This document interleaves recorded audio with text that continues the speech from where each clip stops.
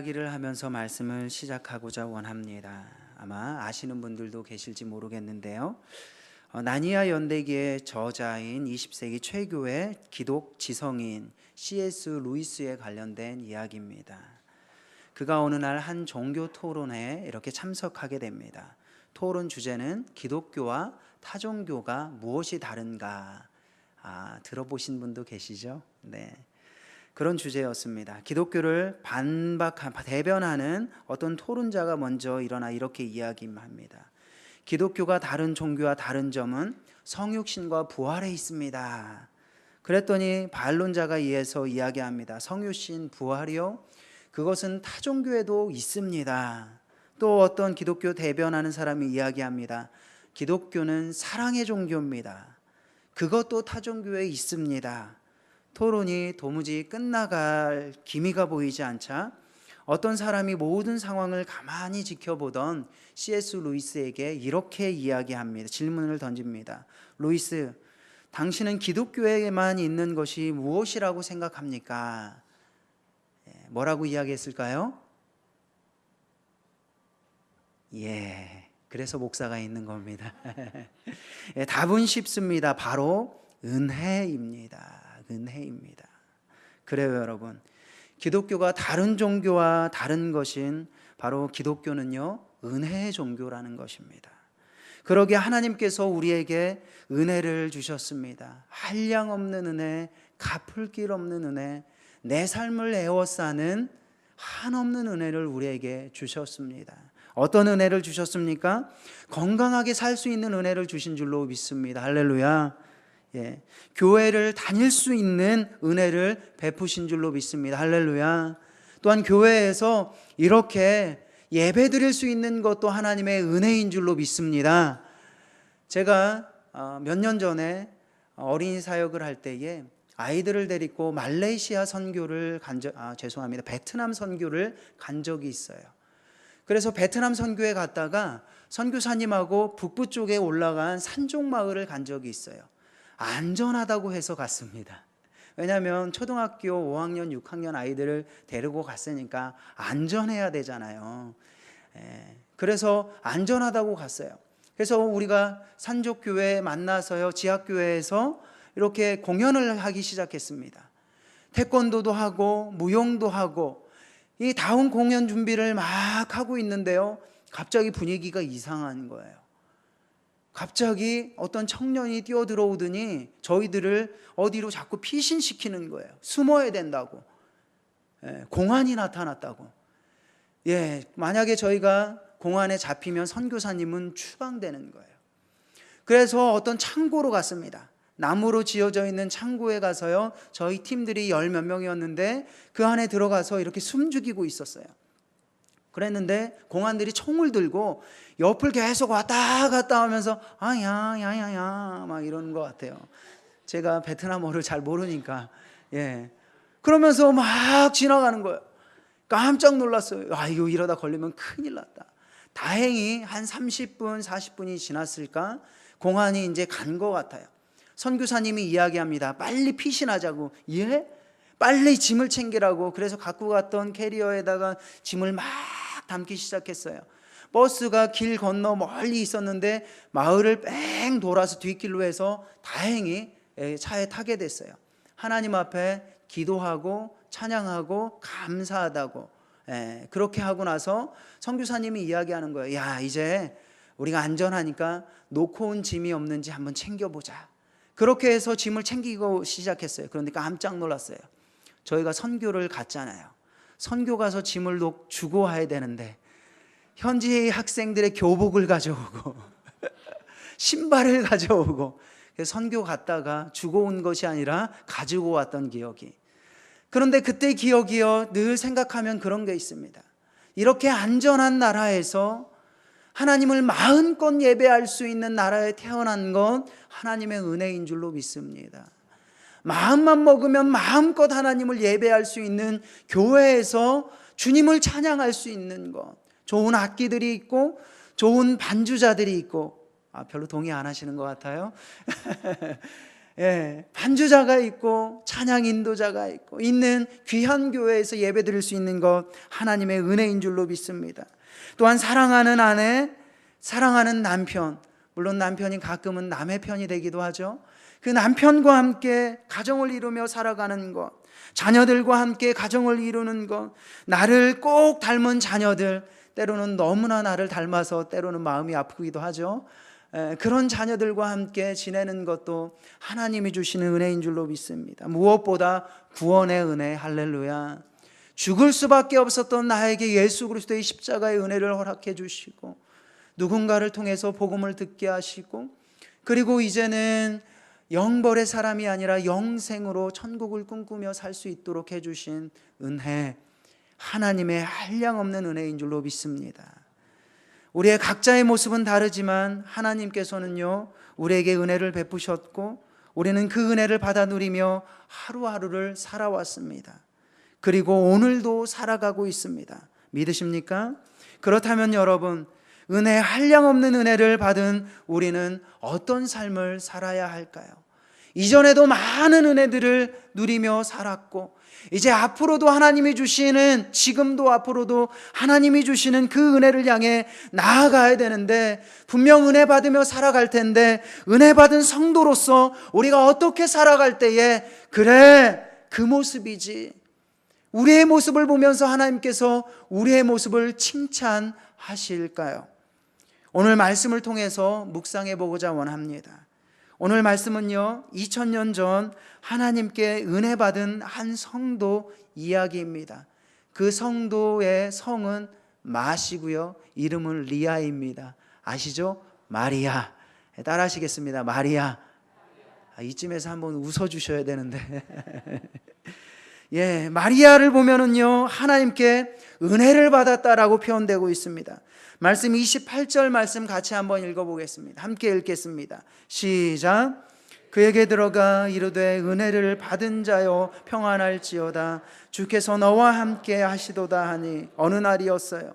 나사렛에서 살고 있는 마리아, 약혼한, 그래서 결혼을 앞둔 마리아에게 하나님의 전량사 천사 가브리엘이 나타나서 이렇게 이야기합니다. 은혜를 받은 자여 평안할지어다. 이뿐 아닙니다. 천사를 보고 무서워하는 마리아에게 30절을 통해서 이렇게 천사는 다시 한번 이야기합니다. 천사가 이르되 마리아여 무서워하지 말라. 내가 하나님께 은혜를 입었도다. 하나님께 어떤 은혜를 받았고 어떤 은혜를 입었습니까? 우리는 압니다. 마리아는 하나님의 아들을 잉태하는 은혜를 받았습니다. 마리아는 하나님의 아들을 양육하는 은혜, 출산하는 그 은혜, 그 한량없는 은혜를 받았어요. 그 은혜를 받았던 마리아가 그의 이후의 삶을 어떻게 살았는지를 통해서 은혜 받은 우리가 삶을 어떻게 살아야 되는지, 그래서 그 삶을 통해서 하나님께 어떤 영광을 올려드려야 되는지 두 가지만 묵상해 보도록 하겠습니다. 먼저 우리는요, 한번 따라 하시겠습니다. 받은 은혜를 기억하며 살아야 합니다. 그래요 여러분, 우리가 성도라면 예수 그리스도의 스티그마 흔적이 우리 마음 가운데 있다면, 예수 그리스도의 복음의 보혈이 우리 마음 가운데 있는 사람이라면 우리는 하나님의 카리스 은혜를 날마다 기억하며 살아야 합니다. 누구처럼요? 오늘 말씀에 마리아처럼. 마리아는요 하나님께 은혜를 받았다고 말씀드렸습니다. 그런데요 중요한 것은 마리아는 하나님께 받은 은혜를 받은 것에서만 그친 것이 아니라 받은 은혜를 날마다 기억하며 살았던 것을 묵상해 볼 수가 있습니다. 그래, 하나님께서 주신 은혜지. 하나님께서 예수님을, 구원자 예수님을 잉태하게 하셨지. 하나님께서 출산하게 하셨지. 하나님께서 양육하게 하셨지. 그녀는 하나님의 은혜를 기억하며 살아갑니다. 그 증거의 말씀이요 성경에 많은 곳에서 나오는데 그 대표적인 것이 요한복음 2장의 가나안 혼인잔치입니다. 예수님과 함께 예수님의 첫 기정을 베풀었던 가나안 혼인잔치를 보면 마리아가 얼마나 그렇게 열심히 하나님이 주신 받은 은혜를 기억했는지를 알 수 있습니다. 우리 함께 2장 5절의 말씀을 읽도록 하겠습니다. 2장 5절입니다. 시작.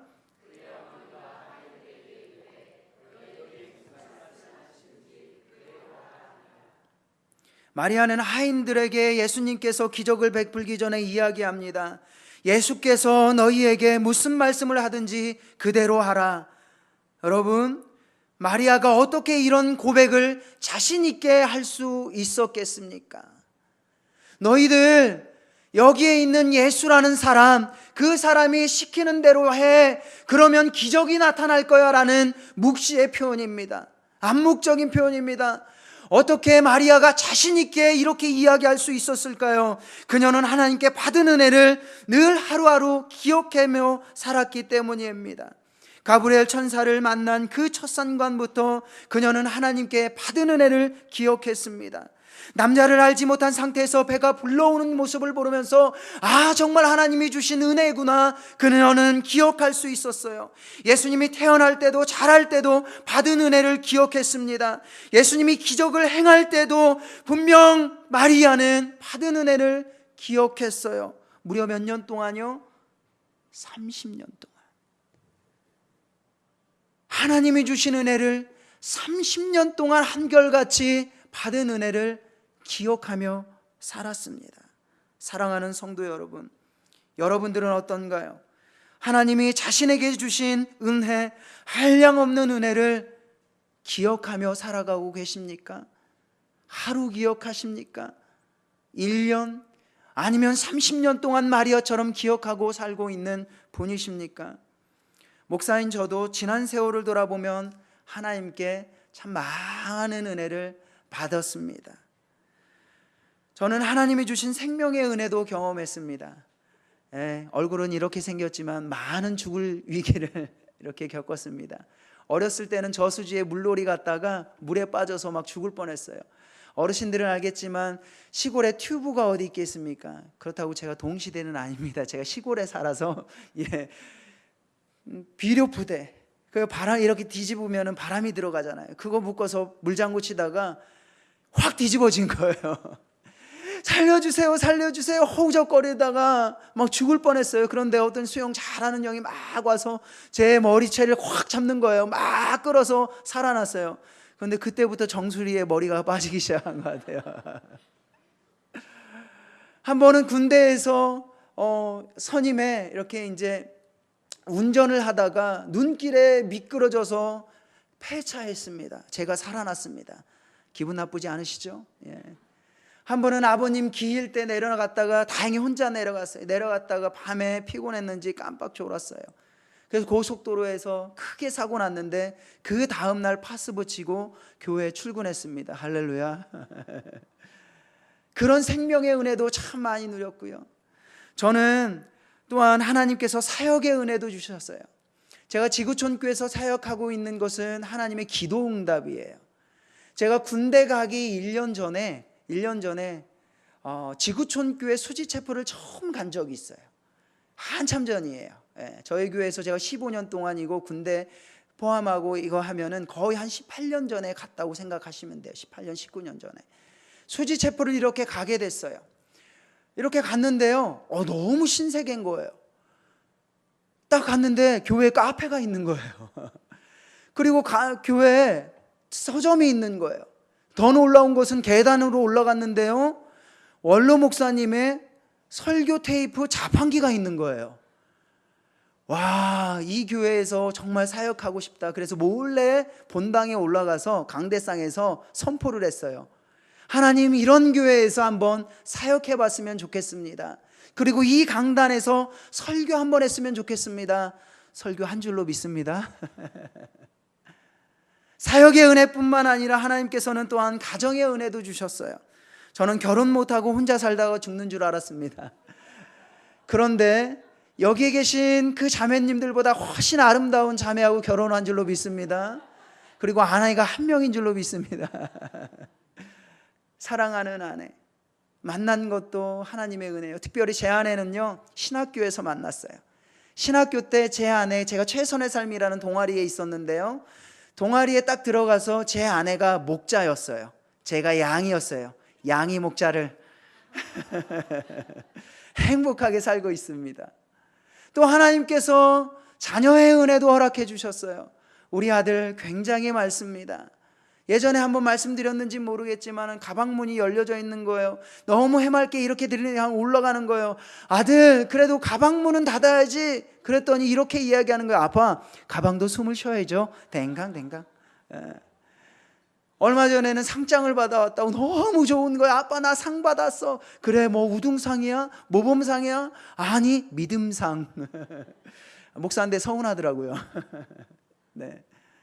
또 사랑하는 딸도 있어요. 중학교 2학년인데요. 요즘 화장하는 거를 좋아해요. 화장하고 막 이야기해요. 근데 저는 막 너무 뭐라고 하진 않고 그냥 한마디만 해요. 알아보게만 해. 그래도 아빠는 너를 알아보고 너를 찾아야지. 또 인정해줬더니 이 딸이 감사하게 노세범을 또 선물을 해줘서 그게 저도 가끔 바릅니다. 사랑하는 자녀들, 저도 돌아보면 이런 많은 은혜를 주셨지만 여기에 계신 분들은 각각 하나님께서 주신 삶의 모습대로 저보다 더 큰 은혜를 각 가정마다 개인마다 주신 줄로 믿습니다. 하나님께서 주신 받은 은혜를 받은 사람은요, 그 은혜를 기억하는 삶을 살아야 된다는 거예요. 그게 그리스도인의 모습이라는 거예요. 하나님께서 가정의 은혜, 교회의 은혜, 직장의 은혜, 어쩌면 남과 비교해서 부족할 수는 있지만 그것조차도 하나님께서 나에게 꼭 필요하게 해주신 하나님의 은혜인 줄로 믿습니다. 마리아는 30년 동안 그 은혜를 기억했다고 합니다. 여러분, 우리도 그 믿음을 본받는 사람이 되길 주님의 이름으로 축복합니다. 한 걸음 더 나아가 한량없는 은혜를 받은 성도인 우리들은요, 어떻게 살아야 할까요? 받은 은혜를 전하며 살아야 합니다. 한번 따라 하시겠습니다. 받은 은혜를 전하며 살아야 합니다. 그래요, 여러분. 우리가 신앙인이라면, 예수님을 믿는 사람이라면 받은 은혜를 기억하며 살 뿐만 아니라 전하며 살아야 한다는 거예요. 오늘 말씀에 마리아가 그랬습니다.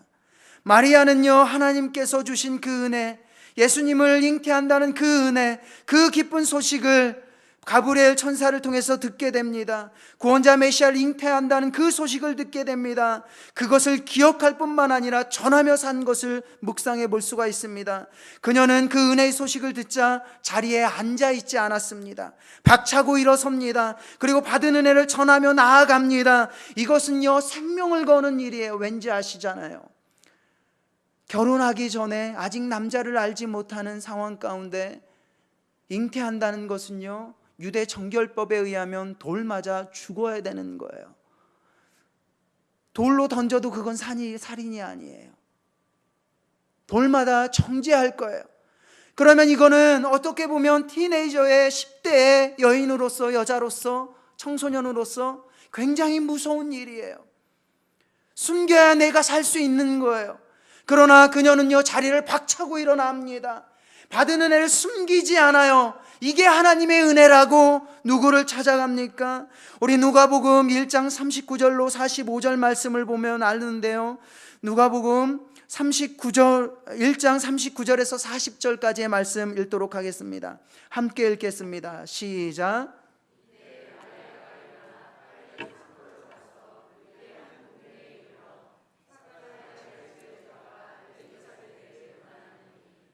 천사에게 은혜를 받은 소식을 듣게 되자 그녀는 산골로 빨리 내려갔다라고 이야기합니다.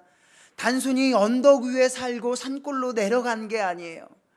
지금요, 마리아는요, 나사렛이라는 갈릴리 쪽에 있어요.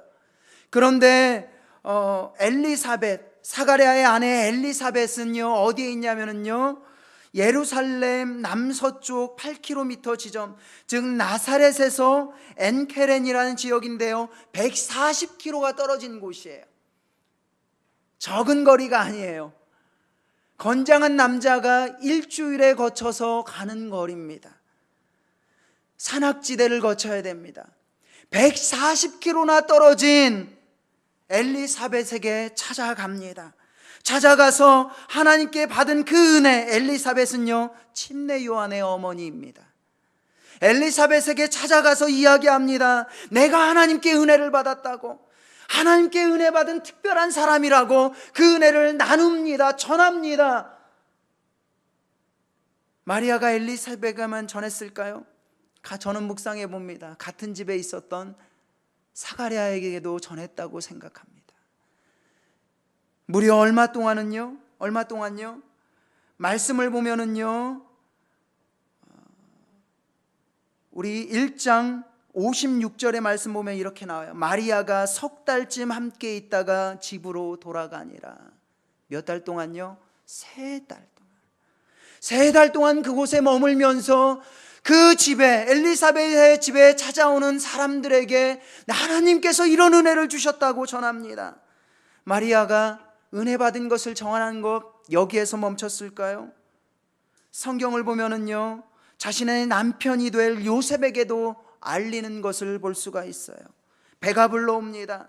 이제 도저히 내가 잉태했다는 것을 숨길 수가 없게 됩니다. 어떻게 했을까요? 성경엔 나오지 않지만 저는 묵상해 봅니다.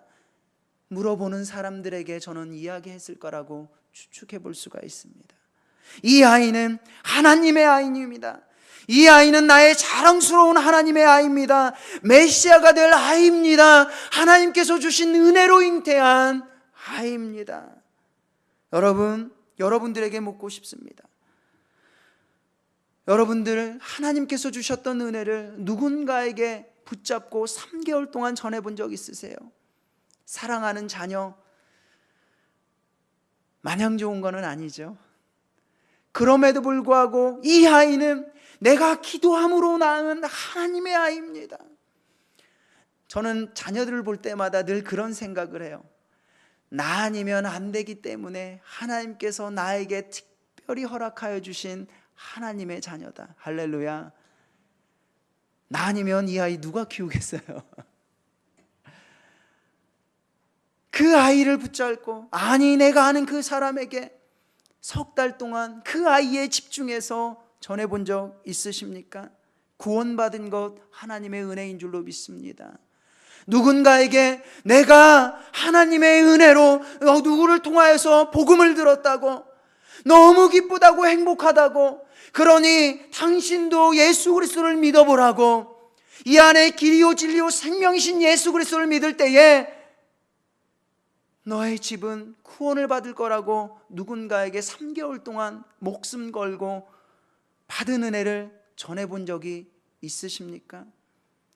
여러분, 귀한 우리 지구촌 교회에서 신앙생활하는 것, 하나님께서 특별히 세우신 구리지구촌 교회에서 신앙생활하는 것도 하나님의 은혜인 줄로 믿습니다.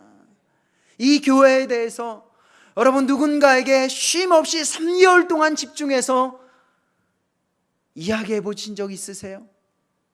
우리 목장 너무 좋다고, 우리 목장님은 이런 분이시라고, 그 어떤 사람에게, 교회 다니지 않는 사람에게 3개월 동안 집중해서 전해보신 적 있으세요? 여러분, 여기에 계신 우리 박기로 목사님, 귀한 목사님인 줄로 믿습니다.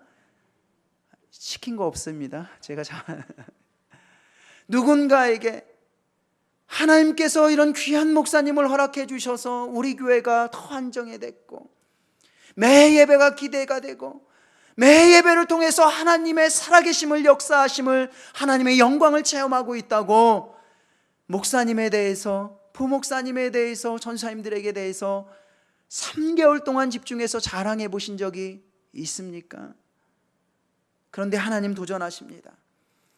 우리가 은혜를 받은 사람이라면 그 은혜를 마음속에 새길 뿐만 아니라 그 은혜를 전하며 살아가는 귀한 사람이 되어야 한다고, 마리아가 3개월 동안 함께 있으면서 받은 은혜를 전했던 것처럼 우리가 신앙인이라면 목숨 걸고 누군가에게 그 은혜를 전할 줄 아는 귀한 사람이 되어야 된다고 이야기하고 있습니다. 저는 은혜를 받고 전하는 사람 하면 늘 이 학생이 생각납니다. 작년 고3이었던 학생입니다. 정말 열심히 신앙생활했어요. 여러분, 고3이 신앙생활 한다는 것은요 정말 쉽지 않아요. 아이들이, 저도 청소년 부서에서 사역을 하고 있는데요, 중학교 1학년 딱 올라가면 조금 빠져요. 그러다가 중학교 2학년 때부터 중간고사가 있어요. 시험이 있어요. 2학년 중간고사 본 다음에 애들이 좀 한 번 또 빠져요. 시험 딱 보면 이래요. 부모님들이 내 자녀 실력이 이랬어?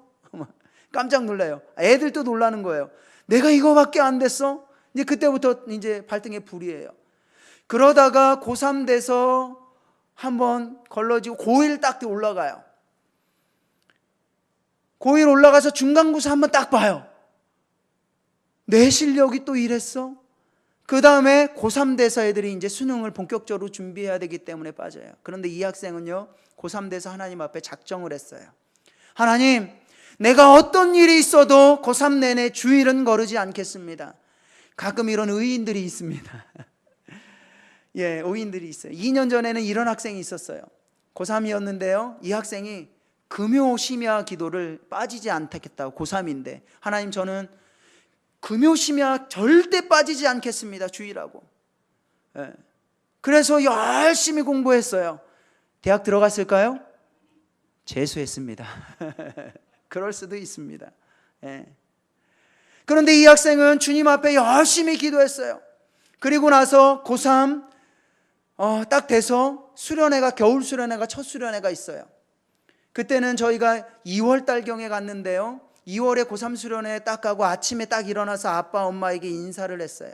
엄마도 수련회를 가고 인사하고, 아빠 나 교회 다녀올게, 수련회 갔다 올게 하고요, 파주에 있는 영산 수련회에 갔어요. 그런데 집에서 도착하자마자 조금 있다가 연락이 온 거예요. 아이한테 직접 연락이 안 가고 목자님한테 온 겁니다. 아버님이 갑자기 돌아가셨다고. 우리가 신앙생활하면 그런 일도 있을 수 있습니다. 하나님의 뜻과 계획은 잘 알 수는 없지만 아이에게 어떻게 해줄 말이 없는 거예요. 그렇게 열심히 시작하겠다고 했는데 수련회 간 첫날 도착하자마자 그렇게 전화를 받으니 마음이 너무 힘들었어요. 아이와 함께 장례식장에 갔습니다. 어떻게 위로해 줄 수 있는 말이 없는 거예요. 그래서 그냥 하나님 앞에 울며 그렇게 기도했습니다. 하나님, 이제 하나님이 책임져 주셔야 된다고. 하나님이 아버님 되셔야 된다고. 하나님께서 함께 해달라고.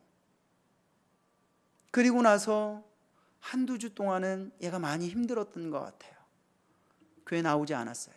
그리고 3주째 되었을 때에 교회 나오고 연말까지 계속 주님 앞에 또 열심히 하나님이 주신 신앙생활을 하는 거예요. 그러면서도 굉장히 하나님의 뜻은 무엇일까 찾아가는 그 모습이 귀해 보였지만 불쌍해 보이기도 했어요. 그러다가 지난 한 달 전에, 그리고 졸업했고 지난 한 달 전에 금요일 날 제가 어디를 가야 되는데 엘리베이터에서 갑자기 만났어요. 근데 얘가 너무 밝은 거예요. 목사님 안녕하세요. 그래 반가워. 어떻게 잘 지내? 저 잘 지내요. 근데 이 시간에 웬일이야? 저 기도하러 왔죠. 그래? 요즘 대학부에서 잘 지내? 저 예비 목자 교육도 해요. 울컥했어요. 그런데 또 울컥했던 거는 얘가 그런 이야기를 하는 거예요. 목사님, 누구누구 교회 안 나와요. 혼내주세요. 그러면서 제가 엘리베이터에서 인사하고 차 운전하면서 가는데 그런 생각이 들었어요. 됐다. 얘는 하나님께서 책임져 주시겠다. 하나님께서 어려운 때를 겪긴 하셨지만 그래도 하나님이 주신 은혜 가운데 주님을 찾고 있는 그 모습, 어쩌면 다른 사람들보다 하나 더 잃었지만 남아있는 하나님께서 주신 그 은혜를 부여잡으면서 내가 어떻게 하면 주님을 붙들고 살아갈 수 있을까? 그러면서 주님 붙들고 예배드리고, 그러면서 주님께서 주셨던 은혜를 바라보며 더 큰 은혜를 사모하며 목자교육을 받으며 주의 복음의 삶을 살아가는 그 학생의 모습, 어리지만 믿음은 산인 것을 보았어요.